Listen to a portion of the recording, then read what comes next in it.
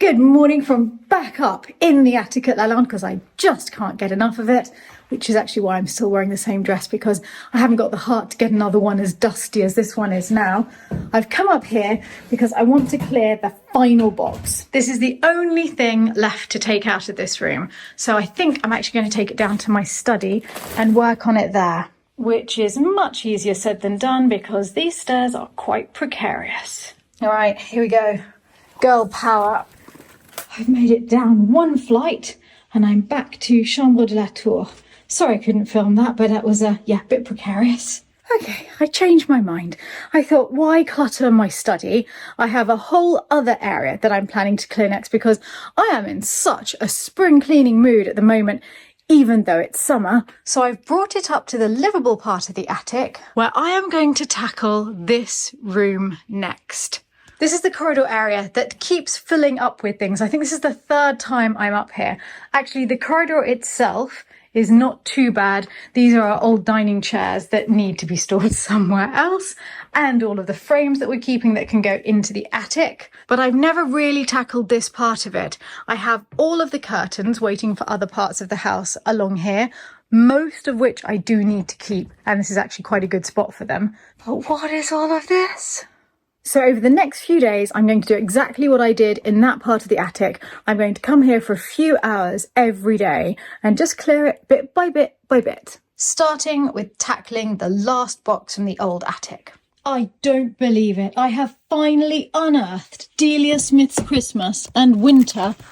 I have been looking for those for 2 years. In fact, this one I missed so much, I ordered it again. There it is. Delia Smith's Christmas. I now have 2. What on earth was it doing in a box in the attic when I absolutely love it? This is glorious. So whilst I'm doing a clear out over this side of the attic, you're doing your closet clear out over the other side. I like it. Several purchases that were intended to be jumpers, but they were a little dress. That's definitely a dress. Yeah. It's very cool. I like it with your hair as well. Are we going to get a bit of a catwalk show whilst I'm doing this? No. Have you got loads of clothes that you found here that you didn't know you had? Nice, I love that. I have just found an entire pile of prints from a book that I was going to use on some kind of craft project to line the walls of a bathroom, but I never got round to it.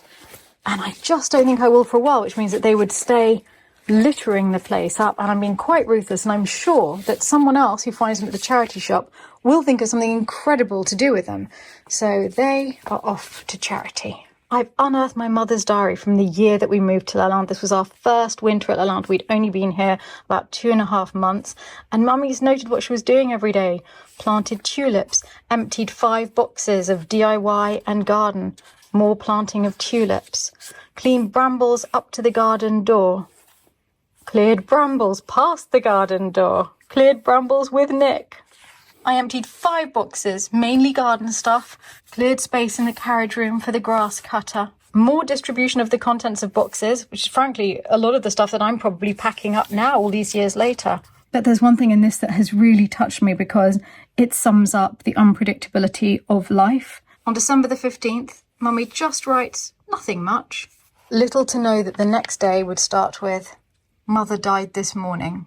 That was my English grandmother. And it just goes to show, you think that life is normal, nothing much happening, and things like this can hit you completely out of the blue. It was very unexpected. And here is my grandmother who passed away that day, my father's mother. She was originally from Ireland, so it is thanks to her that I'm quarter Irish. This is why I find it hard to clear, because I was going to get rid of this old diary, but now I feel...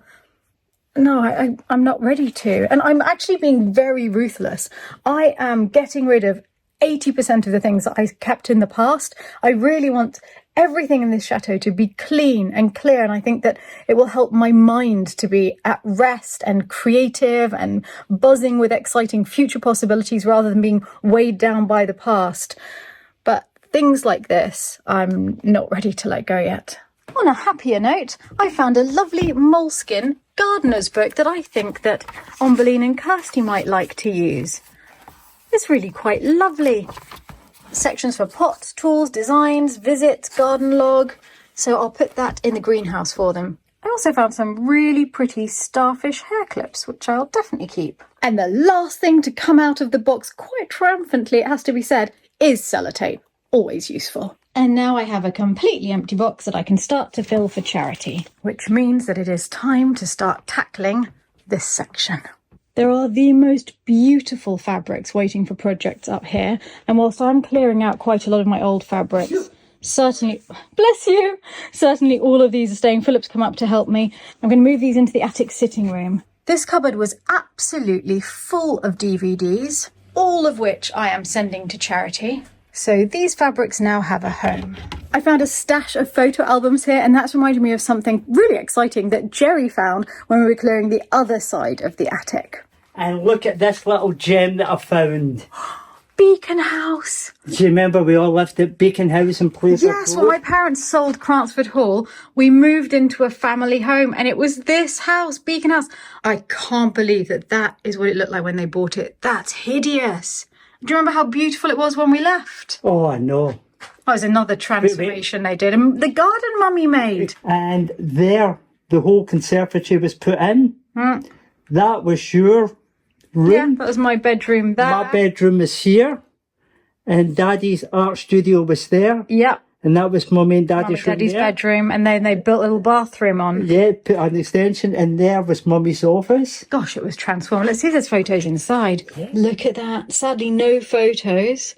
Drawing room, sitting room, sun lounge, study. I remember Mummy's study. Staff lounge. Well, we never had any staff. No one to use it. This is lovely to have. Oh, we must keep that. I was so happy in that house. Yeah, we had a lot of good times. The thing that touches me most from this is my father's handwriting. Saturday, 9:30 a.m. That must be when they had the viewing. And my whole life changed when they decided to buy that house. And I had such a happy time in that house. This is where my parents lived when I was at university. This is the home that I came back to every time I came home from university. It was a very, very happy home.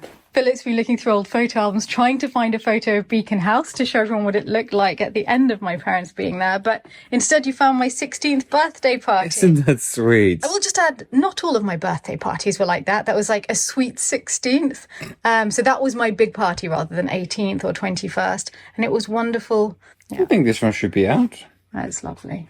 I'm desperately trying to find a photo of what it looked like after my parents had moved in. And I've been through so many photo albums now. We're moving the photo albums. They were all over here. And Philip's moving them into the empty bookshelves that we have after Grant cleared all of the books up here. A couple of hats have appeared beneath the piles of things. This one, I think, is amazing and should stay because that's an old, decent boater. This one, however, I think has probably had its day here and needs to go to charity. What do you think?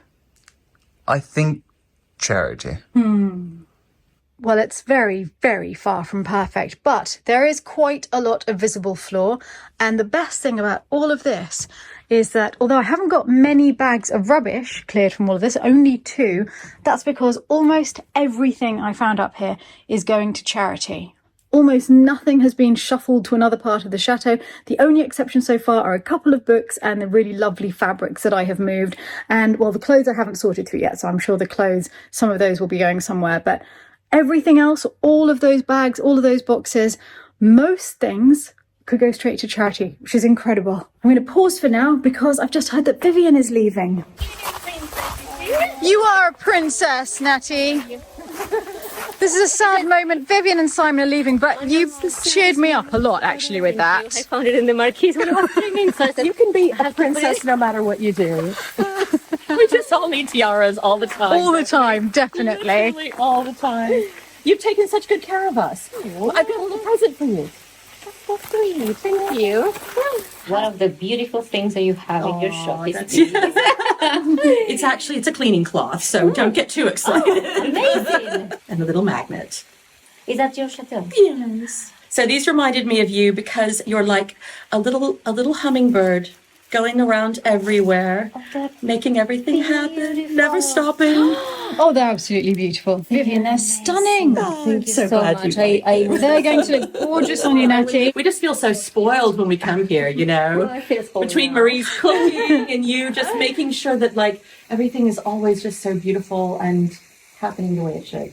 Thank you. Thank you. Incredibly We're always grateful. Happy to see you guys. Oh. And it's wow. You must be quite sick of us. Vivian actually Oh painted my that. gosh. Yeah, I just saw your initials here. Thank you very much. Thank you. Michael and Honey and I are going to go and celebrate with a beer in Crozon with Lancelot, who's not allowed to bark at other dogs, but I fear doesn't know that. See you later, Marie. Miss you. All aboard? Yep. Ready for a celebratory beer? He's a good driver, Lancelot. He's checking in with you every person. It's hot on the trail of a dog who's been barking over there. He's desperate to get to that, and I think tiny one. he's going to play up at the cafe, I'm afraid. My goodness, the hydrangeas in the village are superb. Last time you came to this cafe, it was the restaurant called Le Madagascar 20 years ago. Look how transformed it is. I love this place. Isn't that incredible? There you go. This is quite exciting. And they didn't take cards at the moment, only cash, and they've started a tab. Excellent. Cheers, they're so kind. Cheers. Cheers. Just what we need is a tab at the local. Good job in that attic. Well done, you two. Thanks. We've left Hanny and Michael having their second drink, and Lancelot and I are on a walk to the cemetery, and I'm pretty sure we're on the right road. Because I thought that whilst we're here, especially as we've just been clearing in the attics and seeing so many relics from their time here, it would be nice to go and see the tomb of the Nadayaks. It's quite a way out of town, and I'd forgotten quite how steep it is. At least the way down is going to be much easier. Oh, good. It's open. Last time I was here was only last year for the burial of François de Nadayac, one of the brothers and sisters that sold Lalande to me. He was a wonderful man who returned regularly to Lalande, so I offered to host his wake at the chateau, which he absolutely loved, and he wanted to be buried here with his father and his eldest brother, who died quite young, in his 30s, and he wanted to be with them. This is a very typical French cemetery. They really couldn't be more different from English ones. And all I need to do is remember where the family tomb was. Here we are. Actually, it was hard to miss it because it's this entire fenced area which has the Nadayac family.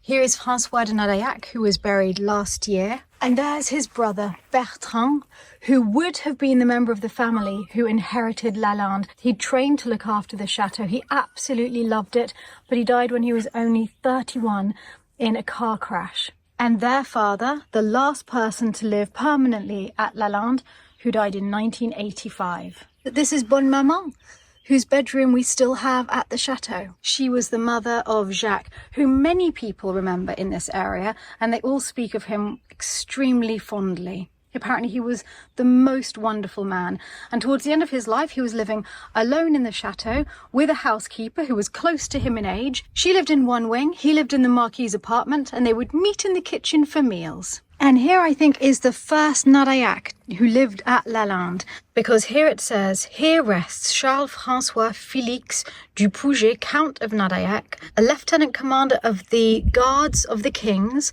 Field Marshal, officer of the Order of St. Louis and of the Legion of Honor, born the 29th of September 1774, died at the Chateau de Lalande the 7th of July 1858 in his 83rd year.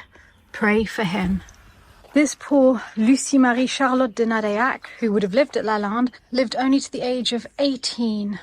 But there's no mention here of the young boy who drowned in the moat in the 19th century, so I'm not sure exactly where he's buried. It's apparently because of his death that his parents built the chapel at Lalande, so it's important to me to find where his resting place is and to discover a little bit more about him. But I'm very glad that I came here today to pay my respects to people who love this place as much as I do. I must say it's a cemetery with a most beautiful view. And now for the very easy stroll back down into the village. And I know I'm biased, but I think Crozon must be one of the prettiest villages around, nestled in the valley like that. And just as we arrive back in the village, the church bells are ringing. It's idyllic. Actually, I think a lot of people who live in houses that haven't been built that long ago would be quite freaked out to find so many tombs of people who died in their home. But that's because a house like Lalande protects people from their birth all the way until their death. I think that's incredibly beautiful. And I can't think of anything nicer than dying in my bed at Lalande at the age of 125. Okay, 200. 1,000 would be ideal. Not tonight.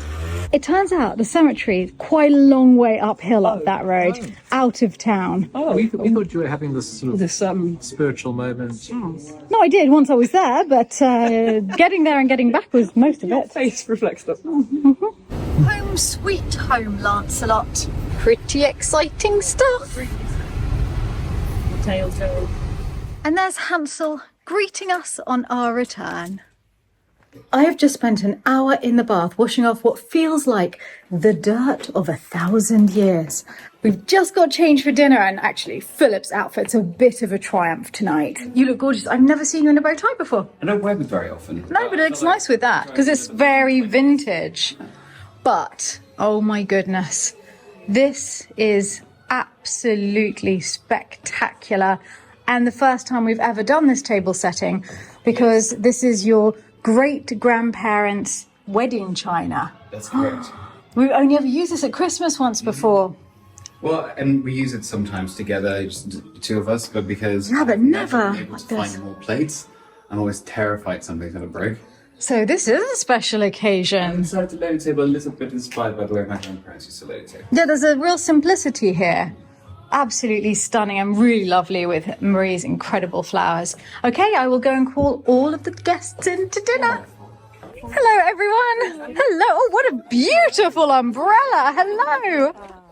Would you all like to come through for dinner? It's so good to see you all again after the patron days. This is so good. Please come through. So we're starting off the evening with a very chilled out prawn cocktail salad. We're using lettuce from the garden and crevette, avocado and flowers from the garden. Okay, bon appetit. You've never done prawn cocktail before. I feel emotional. It's my favourite. Thank you.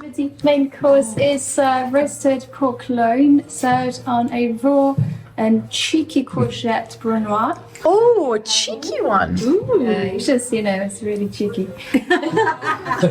From the garden. And roasted plum and carrots and, not from the garden, and a veal juice. Still the carrots from the field. Starter was delicious. Still carrots. Yeah. I don't know what carrots. We're waiting for our carrots, so we're doing carrots from different fields. Until further notice. Right, ending the meal with a salty milk chocolate served with a raspberry and berry compote, and then we got a cocoa wafer on the top. Thank you. It was wonderful. Thank you, Marie. Thank you so much.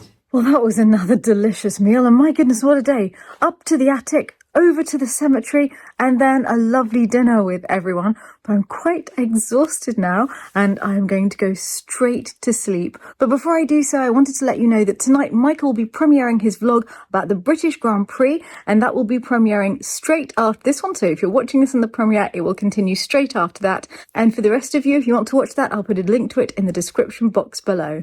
Good night to all of you from Lalande, and à demain.